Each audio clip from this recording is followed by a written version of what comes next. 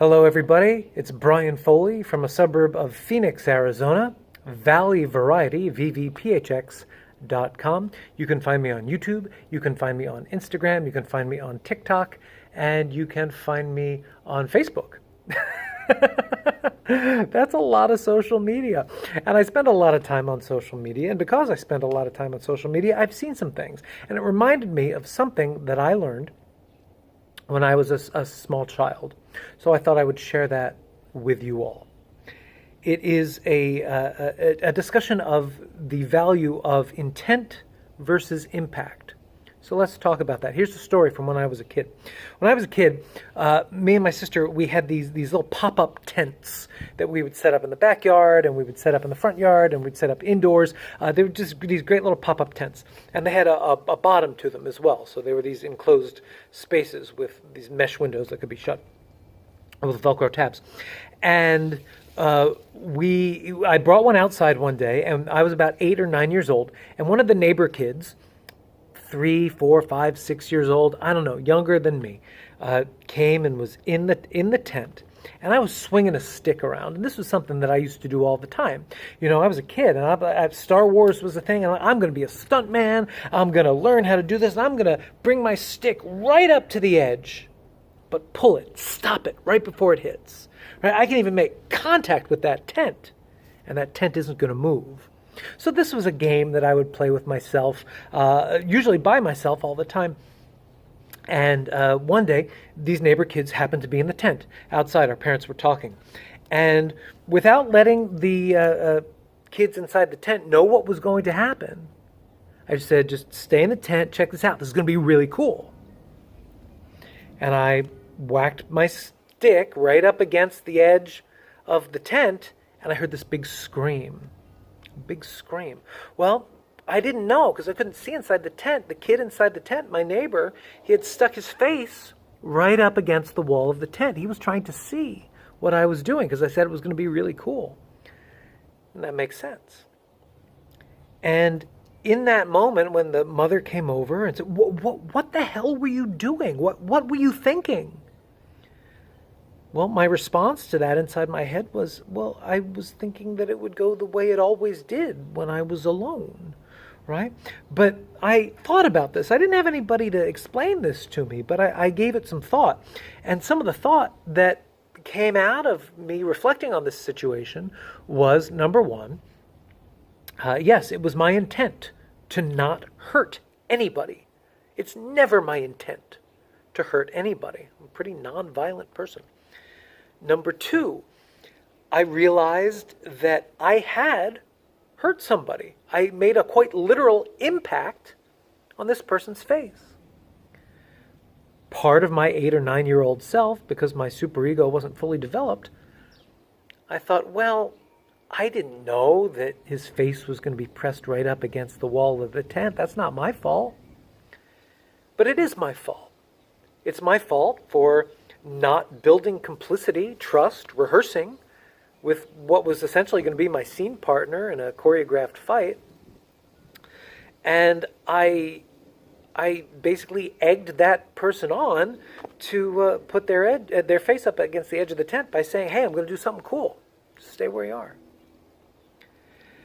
That person had my neighbor, the kid, had every right in terms of their freedom and their liberty to put their face wherever they wanted to inside that tent.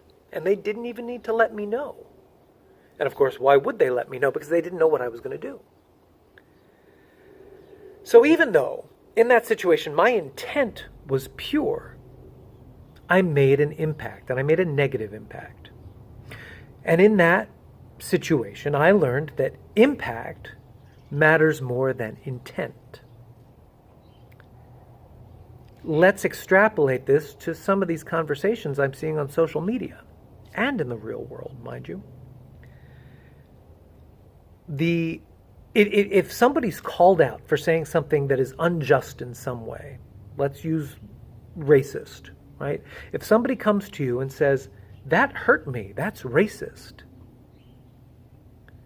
If your initial inclination is to refer to your intent and say, Well, it wasn't my intent to be racist, so therefore it wasn't racist. Guess what? This is a situation where intent matters less than impact. Number two, intent is part of an older and no longer relevant definition of racism.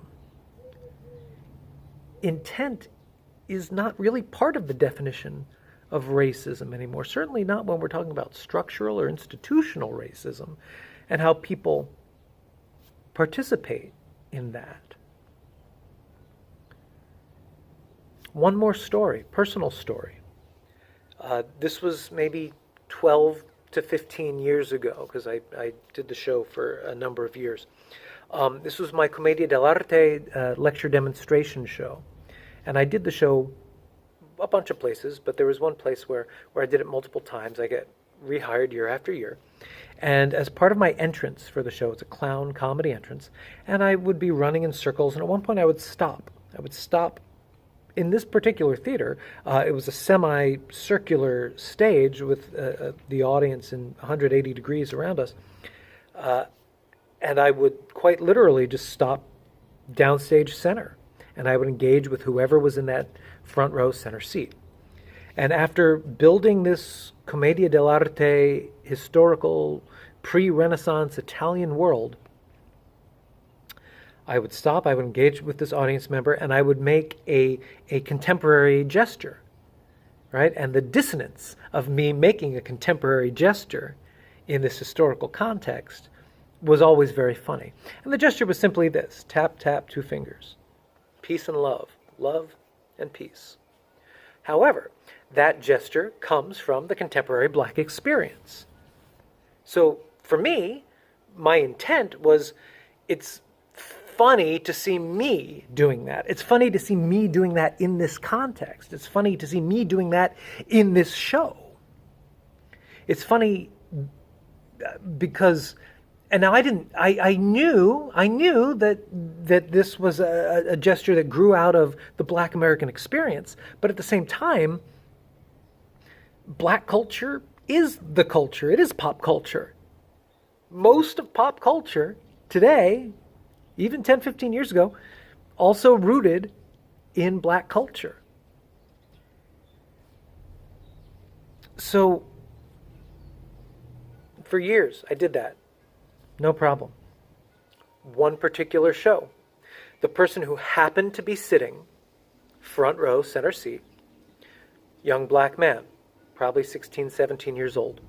I was in a school. And I did the exact same thing that I would do for any audience, for any individual, which is I stopped, I looked, and I go. And that person, this young man, this child, who had been engaged so far with what I was doing, I watched him deflate. I watched him get really disappointed in me. I watched him lose all respect for me as an artist, as an educator, because he hadn't seen my show dozens of times before. It's always garbage day.